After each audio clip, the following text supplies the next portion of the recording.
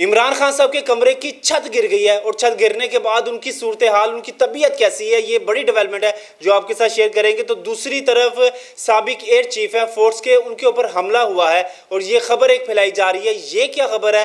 और तीसरी डेवलपमेंट ये है कि परवेज इलाही साहब के जो है ना वकील, उनकी गाड़ी को भी उठा लिया गया। यानी उनकी गाड़ी को जब परवेज इलाही साहब को गिरफ्तार किया गया तो दरवाज़ा खटखटाया गया। नामालूम अफराद जो ये पीटीआई वाले या ये वकला जो बरादरी है ये क्लेम कर रही है कि नामालूम अफराद ने परवेज इलाही को उठाया है। अदालत में भी यही कहा गया है। तो उन नामालूम अफराद में से एक बंदे ने दरवाज़ा खटखटाया और वकील को बाहर निकाला और जिस तरह से उनकी ज़मानत मंजूर हुई थी वो बाहर निकले और उसी गेट से उनको उठा के मतलब कि गाड़ी समेत इस बार लेके चले गए। एक वकील वो था खान साहब का जिसको कह लें कि 40,000 के करीब इमरान खान साहब का देसी चिकन और मटन पड़ गया। और एक वकील परवेज इलाही साहब का है जो बेचारा जमानत करवाने गया और वो गाड़ी भी उसकी लेके चले गए। इस बार परवेज इलाही साहब को गोद में नहीं उठाया उनकी, बल्कि जो वकील की गाड़ी थी उसी में वकील को ड्राइविंग सीट पे था वकील को उठा बाहर निकाल के वो पुलिस वाला खुद बैठा उसी गेट से अंदर गाड़ी लेके तो उसको लेके चले गए। ये बड़ा महंगा पड़ रहा है। जो भी पीटीआई के साथ इस टाइम लगे हैं, अटैच है, उन सबको बहुत महंगा पड़ रहा है। तो दूसरी तरफ इमरान खान साहब के वकला ने आज प्रेस कॉन्फ्रेंस किया है। उन्होंने कुछ चीज़ें बताई हैं कि बुशरा बीबी साहिबा ने अटक जेल में इमरान खान साहब से मुलाकात की है और उन्होंने उनको कुछ किताबें, कुछ चीज़ें, सहूलियात मुहैया की हैं। तो दूसरी तरफ अटक जेल में अटक में काफ़ी बारिश हुई है, तेज़ हवाएं चली हैं, आंधी चली है और उसके बाद उनकी जो कमरे की छत है वो गिर गई।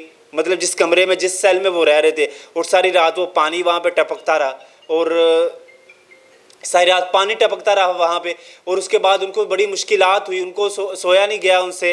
और उनकी जो चीज़ें थी, साजो सामान था, जो किताबें वगैरह थी, वो कह रहे थे कि वो उनके भीग गया है, उनकी तबीयत ख़राब हो गई, उनको मेडिसिन नहीं दी जा रही। जो उनके आपको पता है वकला क्लेम करते हैं रोज़ ब रोज़ कोई ना कोई ऐसी वो बात निकाल के बैठ देते। बंदा पूछे वो ससुराल घर गए हुए हैं कि उनको हर तरह की आसाइश मिले, वो कैद काट रहे हैं, वो जेल में हैं, उनके ऊपर 3 साल की सज़ा है, तोशाखाना से रिलेटेड, साइफर से रिलेटेड उनके ऊपर केसेस चल रहे हैं।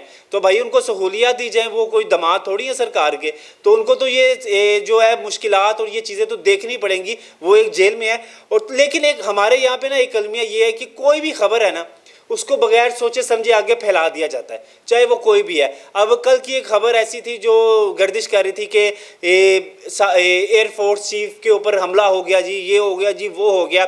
तो बाद में जब कुछ चीज़ों को थोड़ा सा डिटेल में देखा और जाके कुछ चीज़ें सुनी और पढ़ी तो पता चला कि वो साबिक एयर चीफ है फोर्स के, उनके गार्ड्स के ऊपर हमला हुआ है। उनका नाम है तारिक रफ़ीक भट्ट साहब है उनका नाम, और ये नवाज शरीफ के दौर में एयर चीफ थे।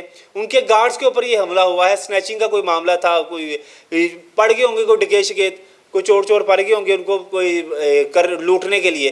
तो ये उस टाइम में ये मामला हुआ और उधर ये कोई हमला हुआ, कोई गोली शोली चली या कोई चाकू छुड़िया इस तरह की मामला। गोली चली होगी, जाहिर सी बात है, कोई अब चाकू तो लेके फिरता नहीं है, तो ये गोली चली। लेकिन क्या है कि ये सोचे समझे बगैर ही एक चीज़ को इस तरह से वायरल करते हैं कि एयर चीफ के ऊपर हमला हो गया, देखो ये हो गया, देखो वो हो गया। यानी कुछ चीज़ को समझना नहीं, उसकी तस्दीक नहीं करनी और किसी भी अदारे के खिलाफ इस तरह से खबर को फैलाना है जैसे स्वाब का काम है कि जनाब इतने बंदों को भेजो, इतना आपको स्वाब मिलेगा, 11 बंदों को भेजो, आपका काम अच्छा हो जाएगा। ये इस नीयत से ये फैलाते हैं। तो दूसरी तरफ खान साहब के समझ लीजिए तंग है खान साहब। वो आपको पता है जेलों में, वैसे भी पाकिस्तानी जेलों का क्या हाल होता है, ठीक है।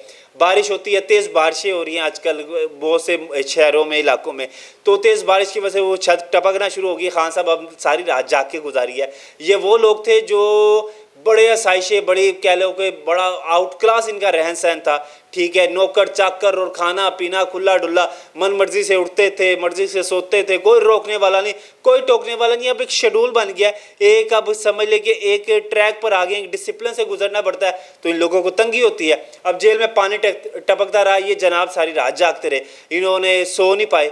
और इनकी किताबें थी, कुछ चीज़ें थी, बस ये पानी के कभी इधर से पानी आ रहा है तो कभी इनकी टांग गीली हो रही है तो कभी इनका मुंह गीला हो रहा है। तो शायद इनको कहा भी जा रहा है कि दूसरी बैरक में शिफ्ट कर दिया, या उस वक्त उसका कोई अल्टरनेट देख लिया होगा, कोई पेंट रोगन कर दिया होगा, कोई पेंट लगा दिया होगा, कुछ ना कुछ कर दिया होगा, या दूसरी बैरक में कर दिया होगा। अब ऐसे तो नहीं ना हो सकता कि इमरान खान साहब के वकला आगे कहेंगे देखिए जी उनकी तबीयत ख़राब होगी, उनके दिल में तकलीफ़ हो गई, उनको ये हो गया, उनको खाने के लिए कुछ नहीं दिया जा रहा, उनको पीने के लिए कुछ नहीं दिया जा रहा, उनके ऊपर जुल्म किया जा रहा है, वो ग्रेजुएट हैं, वो एक्स प्राइम मिनिस्टर हैं, उनके साथ देखो इन्होंने क्या कर दिया।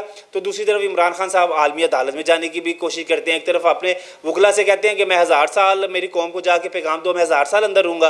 तो दूसरी तरफ वो जो गुस्ताख रसूल है और जो कुरान पाक की गुस्ताही करता है मलून सलमान रिश्दी, उसके वकील को अपना वकील हायर करने की कोशिश करते हैं या वकील हायर कर लेते हैं। तो ये दोगलापन है, ये मुनाफकत है। खान साहब पहले दिन से मुनाफकत करते आ रहे हैं, कभी कोई बात करते हैं, सुबह कुछ बात करते हैं, रात को कुछ बात करते हैं। और जो नज़र रखने वाले बंदे हैं, यानी जो कह लें कि एक अच्छी तजिया करने वाले बंदे हैं, वो लोग कहते हैं कि खान साहब जब एक बात करें ना तो उस टाइम अच्छी बात करें, समझो वो होश में नहीं है, ठीक है। और जब इनका वो सफ़ूफ का जो नशा होता है, लोग कहते हैं कि एक सफ़ेद कलर का सफ़ूफ लेते हैं जिसकी वजह से इनको समझ नहीं आती कि ये क्या कह रहे हैं। सुबह कुछ कहते हैं, रात को कुछ कहते हैं, और जब वो सफ़ेद कलर के सफ़ूफ का नशा उतरता है तो जनाब जी फिर अपनी ट्रैक पर आ जाते हैं, कहते हैं मैंने तो ये कहा ही नहीं था। तो ये इस तरह का इनका ये मामला चलता आ रहा है। और ये 2-3 डेवलपमेंट थी जो आपके साथ शेयर किए हैं। अब देखते हैं इसमें मज़ीद अपडेट क्या आती है। जैसे कोई अपडेट आएगी हम आपके साथ ज़रूर शेयर करेंगे। तब तक के लिए आप हमें इजाज़त दें। अल्लाह निगहबान।